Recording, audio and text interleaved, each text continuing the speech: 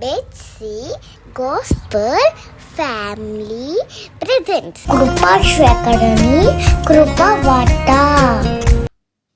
Praise the Lord. ప్రభువునందు ప్రియులైన మీ అందరికీ కూడా హృదయపూర్వక వందనాలు తెలియజేస్తూ ఉన్నాము. ఈ మార్చి నెల వాగ్దానపు మాటగా ద్వితీయోపదేశకాండము 4వ అధ్యాయము 31వ వచనాన్ని చదువుకుందాం. నీ దేవుడైన యెహోవా కనికరము గల దేవుడు గనక నిన్ను చేయి విడువడు. ప్రియులరా, నాటి ఇశ్రాయేలీయ జనాంగముతో మోషే భక్తుడు మాట్లాడుతూ గుర్తు చేస్తూ ఉన్న వచనము ఇది. ఇశ్రాయేలీయులు ఎట్టి రీతిలో దేవునికి విరోధంగా మారబోతూ ఉన్నారు, ఎలా వారి కొరకు చేయబడిన వాగ్దానాన్ని వారు విస్మరించి బ్రతకబోతున్నారు అన్న విషయాన్ని స్పష్టము చేస్తూ వారి బ్రతుకును ఒకసారి మరలా దేవునికి ఎలా అప్పగించుకోవాలో, ఆ పరిస్థితులలో వారు దేవునికి ఇష్టలుగా ఎలా మార్పు చెందాలో అన్న విషయాన్ని గుర్తు చేస్తూ, వారి దేవుడు పరిస్థితులకు అనుగుణంగా మారగలిగిన వాడు, మారేవాడు కాదు, కానీ మనుషులుగా మనము మారిపోతామేమో తప్ప దేవుడు ఎప్పుడు ఎన్నడూ మారక ఒకటే రీతిగా ఏకరీతిగా ఉన్నవాడై ఉన్నాడు అన్న విషయాన్ని స్పష్టం చేయడం కోసం మోషే భక్తుడు ఈ మాటను గుర్తు చేస్తూ ఉన్నాడు. ఇదే మాటను పౌలు అపోస్తలుడు మాట్లాడుతూ తిమోతికి తను రాసిన 2వ పత్రికలో ఈ రీతిలో మాట్లాడుతూ వచ్చారు. మనము నమ్మదగని వారమైనను ఆయన నమ్మదగిన వాడుగా ఉండును. ఆయన తన స్వభావమునకు విరోధముగా ఏదియు చేయలేరు అని దేవుని గురించి పౌలు భక్తులు మాట్లాడుతూ చెప్తూ ఉన్నారు. మనమైతే మన స్వాభావిక స్థితులను, మన నమ్మకత్వమును, మన స్థితులను మనము విస్మరించి బ్రతుకుతామేమో తప్ప ఆయన ఒకసారి మాట ఇచ్చారంటే ఆయన మాట ఎన్నడూ నిరర్ధకము కానియకోకుండా దేవుడు చూసుకునేవారై ఉన్నారు అన్న విషయాన్ని ఇక్కడ స్పష్టంగా మనము తెలుసుకోగలుగుతూ ఉన్నాం. అందుకనే భక్తుడు ఈ మాట చెప్తున్నాడు, ఆయన ఎన్నడూ కూడా చేయి విడువడు అని. దేవునికి స్తోత్రం. అయితే ఈ విషయాన్ని మనము గమనించుకొనవలసిన వారమై ఉన్నాం. మన బ్రతుకులలో దేవుడు మనల్ని చేయి విడువక ఉండాలి అని అంటే, ఆయన చేయి విడవని స్థితిలో మనం ఉండాలి అని అంటే ఒక 3 విషయాలను ఆ మునుపు మాటలలోనే మోషే భక్తులు మాట్లాడుతూ తెలిపిన వారై ఉన్నారు. 29వ వచనం నుండి నేను మీ కొరకు చదువుతూ ఉన్నాను. అయితే అక్కడి నుండి నీ దేవుడైన యెహోవాను మీరు వెదికిన ఎడల నీ పూర్ణ హృదయముతోనూ నీ పూర్ణ ఆత్మతోనూ వెదికినప్పుడు. ప్రియులరా, ఈ మాటలో మనము చూడగలుగుతూ ఉన్నాము, మొట్టమొదటిగా మనము దేవునిని వెదకవలసిన స్థితిలో ఉన్నవారమై ఉన్నాము. ఆయన యొక్క నిత్యమైన కాపుదల లేక ఆయన యొక్క హస్తము యొక్క తోడు మనతో పాటు సదాకాలము ఉండాలి అని కోరుకునే మనము మొట్టమొదటిగా దేవాది దేవునిని వెదుకువారమై ఉండవలసిన వారమై ఉన్నాం.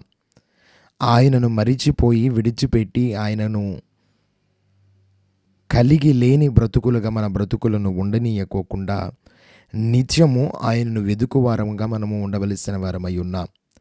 ఇర్మియా గ్రంథము 29వ అధ్యాయము 13వ వచనములో మాట్లాడుతూ ఇలాగంటూ ఉన్నారు, మీరు నన్ను వెదికిన ఎడల, పూర్ణ మనస్సుతో నన్ను గూర్చి విచారణ చేసిన ఎడల మీరు నన్ను కనుగొందురు అన్న మాటను ప్రవక్త ద్వారా దేవుడు తెలియచేస్తూ ఉన్నారు.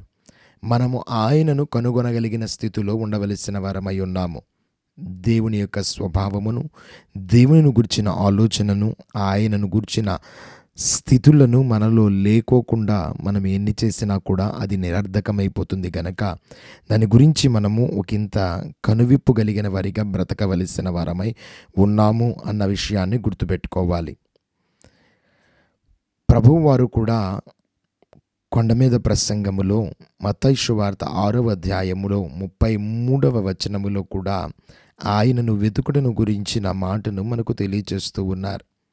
మన బ్రతుకులలో మొట్టమొదటిగా దేవునిని వెతకటము అన్న విషయాన్ని నేర్చుకొనవలసిన వారమై ఉన్నాం.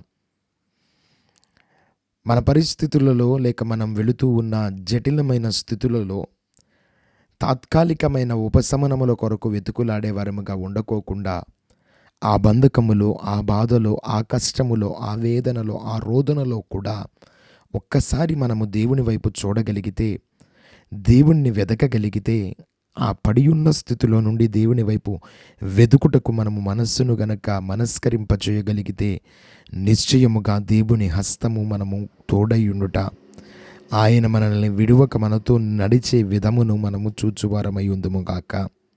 ఆ స్థితిని మనము అనుభవించువారమై ఉందుముగాక. ఇదిగో, బహు జటిలమైన పరిస్థితిలో పడి ఉన్నప్పటికీ కూడా ఆయన ఎన్నడూ మనల్ని చేయి విడిచేవాడైతే కాదు, కానీ తన చేయిని చాచి నిత్యము మనకు తోడుగా ఉండే దేవుడు మనతో ఉన్నాడు గనక మనము మొదటగా ఆయనను వెతకగలిగితే మన పరిస్థితులలో నుండి ఆయన మనలను విడిపించగలిగిన వారై ఉన్నారు.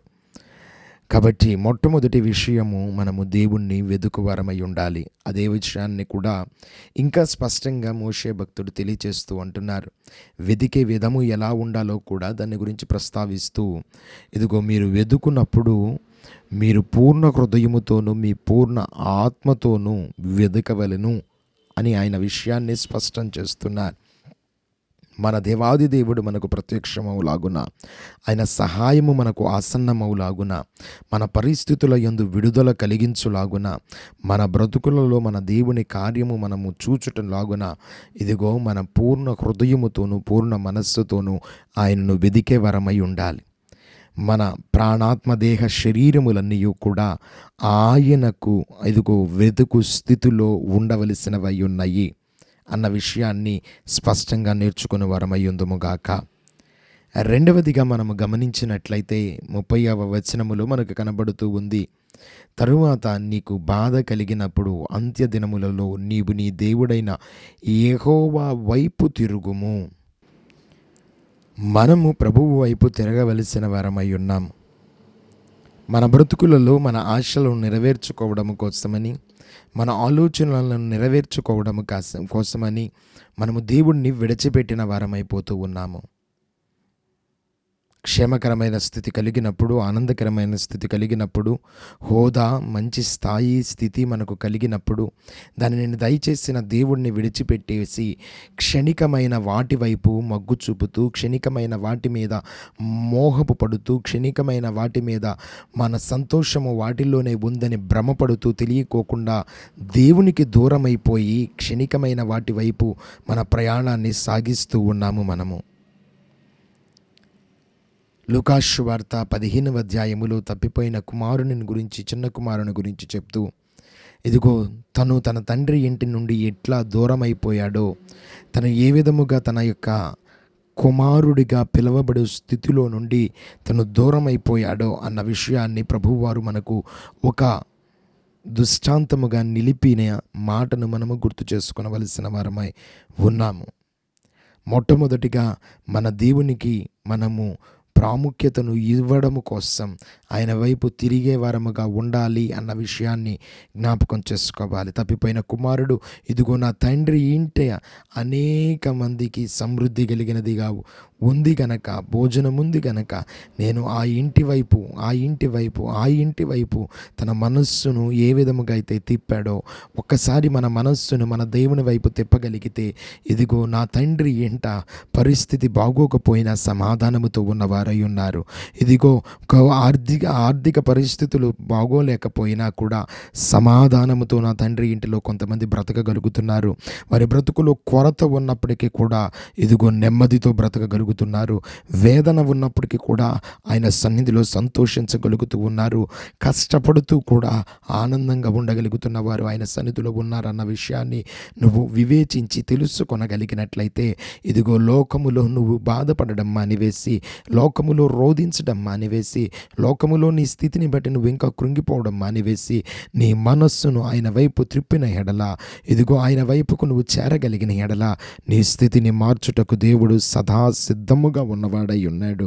ఇదిగో ఆయన తన హస్తమును నీకు అందించడానికి, చేయి నిన్ను విడవనీయకోకుండా తోడుగా ఉంచిన విధమును చూపించడానికి దేవుడు సముఖంగా ఉన్నాడు గనక, ఒకసారి మనము ఆలస్యము చేయకోకుండా ఆయన వైపు తిరగవలసిన వారమై చూడనై ఉన్నాము. యెషయా గ్రంథం 55వ అధ్యాయము 7వ వచనములో మాట్లాడుతూ అంటూ ఉన్నారు కదా, ఆయన ఎన్నడూను కూడా ఇదిగో పశ్చాత్తాపపడిన హృదయమును ఆయన ఎన్నడూను కూడా అలక్ష్యము చేసేవాడు కాదు, విడిచిపెట్టేవాడు కాదు. గనక పశ్చాత్తాపముతో ఆయన వైపు తిరిగితే నిన్ను త్రోసివేసేవాడు కాదు, కానీ నిన్ను ఆయన తన హృదయమునకు హత్తుకునేవాడై ఉన్నాడు. ఇదిగో వాగ్దానము చేసి మాట్లాడిన దేవుడు, ముదిమి వచ్చు వరకు నిన్ను ఎత్తుకుని ముద్దాడతానని చెప్పినవాడు, ఇదిగో అరచేతిలో నిన్ను చెక్కానని చెప్పినవాడు, ఆ దేవాది దేవుడు తన వైపు నువ్వు తిరగాలని ఆశతో చూస్తూ ఉన్నాడు. ఆయనను విడిచిపెట్టి ఆయనకు దూరమయ్యి లోకము రమ్యముగా ఉందనుకుని ఈ లోకపు రమ్యత్వములో పడిపోయి ఈ లోకపు యొక్క ఇదిగో ఆకర్షణలో పడిపోయి దేవునికి దూరమైన నీవు ఒకసారి ఆయన వైపు చూడగలిగినట్లయితే ఇదిగో దేవుడు నీతో వాగ్దానము చేసి ఉన్నాడు కదా, నిన్ను చేయి విడువని దేవుడు ఆయనై ఉన్నాడు, ఎన్నడూ నువ్వు విడిచిపెట్టని దేవుడు ఆయనై ఉన్నాడు. కాబట్టి ఒకంత ఆలోచనతో ఇదిగో రెండవ మాటగా గుర్తుపెట్టుకో, నీ దేవుని వైపు నువ్వు తిరగవలసిన వానవై ఉన్నావు. మొట్టమొదటిగా నీవు ఆయనను వెదకవలసిన వాడు, నీ పూర్ణ ఆత్మతోనూ నీ పూర్ణ మనస్సుతోనూ నీ దేవుణ్ణి వెదకవలసిన స్థితిలో ఉన్నావు. 2, నీ దేవుని వైపు నువ్వు తిరగవలసిన పరిస్థితిలో ఉన్నావు. 3వదిగా ఇదిగో ఆయన మాట నువ్వు వినిన ఎడల, నువ్వు ఆయన మాటను ఆలకించగలిగిన ఎడల, ఆయన నీకు ఏవేవైతే చేయమని ఆజ్ఞాపించాడో ఆ మాటను నువ్వు వినగలిగిన ఎడల, ప్రభువు వారు మాట్లాడుతూ అంటూ ఉన్నారు కదా, ఇదిగో యోహాను సువార్తలో మాట్లాడుతూ అంటున్నారు, నా గొర్రెలు నా స్వరము వినును అని. ఇదిగో ఆయన మాట వినవలసిన వారివై ఉన్నాము. ఆయన మనకు తెలియచేసిన నడవడిక, ఆయన మనకు తెలియచేసిన మాట, ఆయన మనకు తెలియచేసిన ప్రవర్తన పౌలు భక్తుడు మాట్లాడుతూ అంటూ ఉన్నారు కదా, ఇదిగో నేను ఆయనను పోలి నడుచుకొనుచున్న ప్రకారము మీరు నన్ను పోలి నడుచుకొనుడి అన్న చెప్పిన రీతిగా ప్రభువు వారు మనము నడవవలసిన మార్గమును నిర్దేశించి బోధించి ఎలా నడవాలో నేర్పించి వెళ్ళి ఉన్నారు గనక, ఆ వెళ్ళి ఉన్న మార్గాన్ని మనం ఒక్కసారి గనక నేర్చుకోగలిగితే, దానిని మనం అవలంబించగలిగితే, మన బ్రతుకులకు దాన్ని అలవరుచుకోనగలిగినట్లయితే నిశ్చయముగా ఇదిగో ఆయన మాటను విన్న దానిని బట్టి దేవుడు గొప్ప కార్యం మన బ్రతుకులో చేయువాడై ఉన్నాడు. మొట్టమొదటిగా మనము ఆయనను వెదకవలసిన వారమై ఉన్నాము. 2వదిగా మనము ఆయన వైపు తిరగవలసిన వారమై ఉన్నాము. 3, ఆయన మాటను వినవలసిన వారమై ఉన్నాము. ఇవి 3 మనము గనక చేయగలిగినట్లయితే ఇదిగో దైవ లేఖనములో ఈనాడు దేవుడు మనతో వాగ్దానము చేయుచున్న రీతిలో మన దేవుడు కనికరము కలిగిన దేవుడు గనక ఆయన ఎన్నడూను కూడా చేయి విడవకోకుండా మన చేయి పట్టుకుని నడిపించేవాడై ఉన్నాడు. ఒకానొక సమయంలో ఒక దట్టమైన అడవిలో ప్రయాణిస్తూ ఉన్న ఒక ప్రయాణికుడు తన గమనము తెలియకోకుండా నిలిచిపోయి ఉన్నప్పుడు ఆ దారిని వెళుతూ ఉన్న ఒక సన్యాసి ఆయన వద్దకు వచ్చి అతనికి మార్గములో వెళ్ళవలసిన విధానాన్ని బోధించాడు, వెళ్ళాల్సిన రీతిని తనకు నేర్పించాడు. ఇదిగో మార్గమంతటిని గూర్చిన ఒక కాగితాన్ని లేక మ్యాప్ని అతనికి అందించాడు. దారిలో ప్రయాణమై వెళుతూ ఉన్న ఆ ప్రయాణికుడు మార్గములో కలిగిన సౌందర్యపు సన్నివేశాలను బట్టి, ఆహ్లాదభరితమైన వాతావరణాన్ని బట్టి, చూడముచ్చట గలుపుతున్న ప్రకృతి అందాలను బట్టి వాటిలో ముగ్ధుడైపోయి తను వెళ్ళవలసిన గమనాన్ని మరిచిపోయాడు. గమ్యమును గూర్చిన ఆలోచనను వదిలిపెట్టేశాడు. గమ్యానికి నడిపించే దిక్సూచిని కూడా తను విడిచిపెట్టేసుకున్నాడు. ప్రయాణం అర్ధాంతరంగా ఆగిపోయిన తర్వాత ఏం చేయాలో తెలియక కన్నీటి పర్యంతరమై ఏడుస్తూ ఆ మార్గము తెలిపిన సన్యాసిని ఒక్కసారి గుర్తు చేసుకుని, అయ్యో నేను అన్నిటినీ పోగొట్టుకున్నానే, అవకాశాలు చేజార్చుకున్నాను, ఇవి ప్రలోభభరితమైన విషయాలు యందు పడిపోయి నేను శాశ్వతమైన నా ప్రయాణాన్ని దూరం చేసుకున్నాను అని బాధపడుతూ ఉండగా, ఇదిగో ఒక్కసారి తను ఎవరైతే తనకు వాటిని అందించాడో ఆ సన్యాసిని గుర్తు చేసుకుంటాం మొదలుపెట్టినప్పుడు ఆ సన్యాసట ఇదిగో తన ఎదుట నిలిచిన వాడై ఉన్నాడట. అది చూసి అతను ఆశ్చర్యంగా, అయ్యా ఇదిగో నేను ఇలా పడిపోయాను, ఇలా వీటిల్లో నేను ముగ్ధునైపోయాను, నేను నా ప్రయాణాన్ని విరమించుకున్నానని చెప్పినప్పుడు, నీకు మొదటే చెప్పాను కదా, ఇటువంటి ఏ పరిస్థితి వచ్చినప్పుడైనా ఒక్కసారి నన్ను గుర్తు చేసుకో, మర్చిపోయావని తన యొక్క తన ప్రయాణాన్ని తిరిగి ప్రారంభించడానికి కావలసిన ప్రతి విషయమును, ప్రతి బలమును, కావలసిన ప్రతి దానిని కూడా సమకూర్చి మరలా ఆ ప్రయాణాన్ని ప్రారంభించడానికి ఆ సన్యాసి తనకు సహాయం చేశాడట. ప్రియులారా, జ్ఞాపకం చేసుకోనండి ఒక్కసారి, మన బ్రతుకులో, మన ఆత్మీయ స్థితిలో కూడా మన దేవాది దేవుడు మనతో పాటు తోడుగా ఉండి మనల్ని నడిపించేవాడై ఉన్నాడు. ఆయన ఎన్నడూ చేయి విడవకోకుండా మన చేయి పట్టుకుని మనం నడవవలసిన మార్గాన్ని ఆయన నడిపిస్తున్నాడు. మనము చేయవలసిన పోరాటాలు ఆయన చేయించడానికి సిద్ధముగా ఉన్నాడు.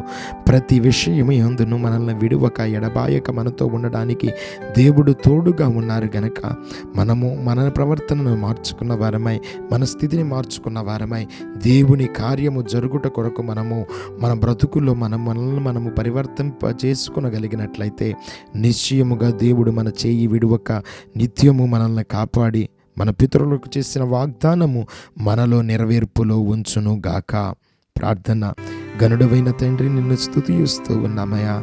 ఇదిగో నువ్వు చేసిన వాగ్దానం బట్టి నీకు స్తోత్రములు. కనికరము కలిగిన నీవు ఎన్నడూ మమ్మల్ని చేయి విడువనన్నావు. నువ్వు చేయి విడవకుండా మమ్మల్ని నడిపించగలిగిన వాడవై ఉన్నావు గనక అయా స్తోత్రములు తండ్రి.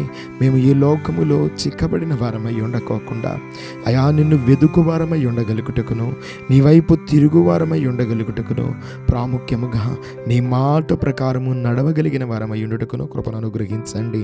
ప్రతి బిడ్డను మీరు దీవించి ఆశీర్వదించండి. ప్రత్యేకముగా ఇదిగో పరీక్షలు ప్రారంభమవుతూ ఉన్నాయి అయా స్తోత్రములు తండ్రి. సంవత్సరం పాటు బిడ్డలు కష్టపడి చదివారు. చదివిన ప్రతి బిడ్డను మీరు జ్ఞాపకం చేసుకునండి. మంచి అయా ఉత్తీర్ణత, గొప్పది అయిన శ్రేణులలో బిడ్డలను నిలవబెట్టమని ప్రార్థిస్తూ ఉన్నాము అయా స్తోత్రములు తండ్రి. ప్రత్యేకముగా ప్రతి వ్యక్తిని జ్ఞాపకం చేసుకునండి. ఈ మార్చి నెల అయా స్తోత్రములు తండ్రి, నీ చేయి తోడై ఉన్న విధమును బిడ్డలందరూ చూచుదురుగా కానీ పలుకుతూ ఉన్నా అటు నెరవేర్పును ఉంచి దీవించి ఆశీర్వదించమని, మేలులతో నింపమని కోరుకుంటూ గనుడగు యేసు నామమున ప్రార్థించడిగి వేడుకుంటూ ఉన్నాము తండ్రి. ఆమేన్.